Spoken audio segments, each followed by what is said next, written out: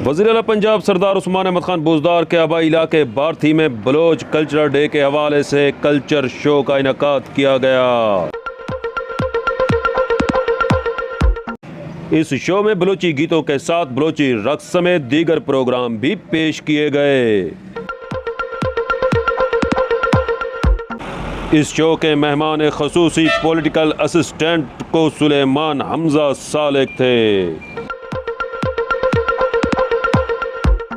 यहाँ मौजूद रहे मारूफ सहाफ़ी अब्दुल बुज़दार, जिनके मुताबिक बलोची कल्चरल शो के इनेकाद पर कबायली हमायदीन ने वज़ीर आला पंजाब सरदार उस्मान अहमद खान बुज़दार को खैराज तहसीन पेश किया।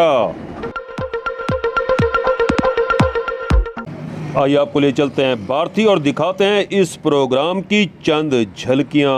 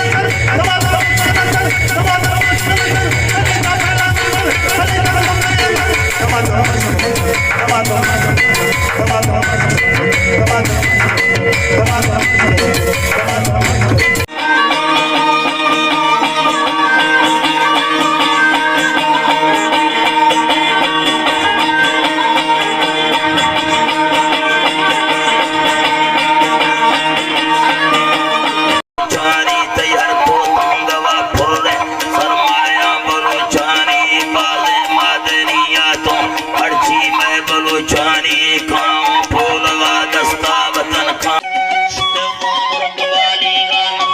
घट फादा